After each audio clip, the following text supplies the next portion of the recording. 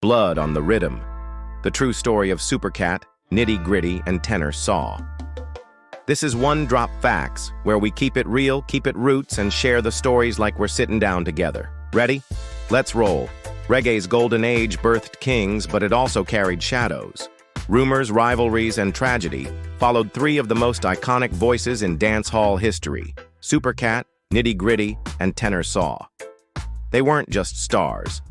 They were architects of a sound, a culture. Today we set the record straight. No gossip, no guesses, just facts. Let's start at the root. Supercat, born William Murrah in Kingston, 1963. A street-smart youth from Seaview Gardens. His style? Fast, fearless, and sharp.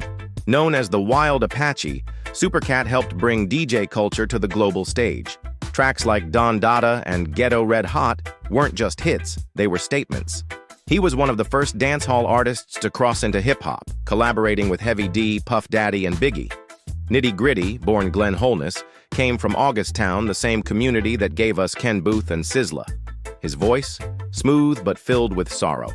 Tracks like Hog in a Minty and Run Down the World brought a spiritual edge to digital dancehall. His delivery was rootsy, haunting, and instantly recognizable. Then there was Tenor Saw, real name Clive Bright. His voice was like no other. With just a few years in the spotlight, he dropped anthems that defined an era. Ring the Alarm, Pumpkin Belly, and Fever.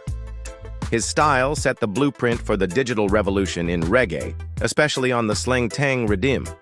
These three weren't just part of dancehall, they were shaping its DNA.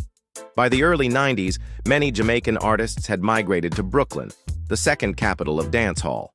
On June 24, 1991, outside Superpower Record Shop in Crown Heights, Brooklyn, the scene of many sound clashes tragedy unfolded.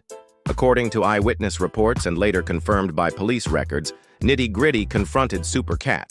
It's alleged that Nitty pulled a firearm, but the gun jammed. Supercat, in a split-second reaction, fired in self-defense, fatally shooting Nitty Gritty. He was arrested and questioned, but later cleared of all charges. No conviction, no trial.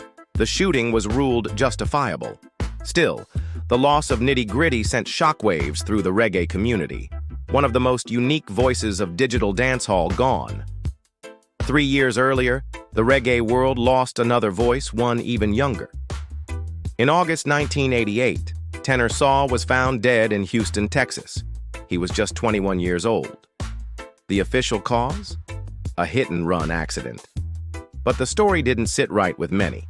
There were no suspects, no arrests. Some said it was foul play. Others whispered it was related to beef in the music scene. One name that kept getting dragged into it? Supercat. But let's be clear. There is no evidence, zero connecting Supercat to Tenor Saw's death. No witness, no motive, no police report, nothing. It remains an unsolved case. And sadly, another example of a talented youth lost in his prime. To this day, fans still chant, "Ring the alarm," and Tenor Saw's spirit lives on in every sound system around the world. So what's the truth? Yes, Supercat was involved in the death of Nitty Gritty, but it was ruled self-defense. He was never charged. No, Supercat had nothing to do with the death of Tenor Saw. And no, repeating rumors doesn't honor the dead. It disrespects the culture. We owe these legends the truth, not conspiracy. Because in reggae, the legacy matters just as much as the Riddim. Nitty Gritty, a spiritual voice from the digital frontier. Tenor Saw, the voice that could stop a dance hall in its tracks. Supercat, the Wild Apache, still performing, still standing. Three legends, three lives, one truth. Let the facts echo louder than the rumors. We lose too many legends too soon. But it's not just the music they leave behind, it's the truth we choose to tell. Nitty Gritty sang with spirit. Tenor Saw cried out with fire. Supercat still walks with the echoes of both. Their paths crossed in rhythm and fate, not always peacefully, but always powerfully. And if we care about reggae, we owe it more than rumors. We owe it remembrance. We owe it truth. This was not just a story about death, it's a story about legacy, where we honor the voices that built this music, with facts, not fiction. This is One Drop Facts, where we break it down, roots and all.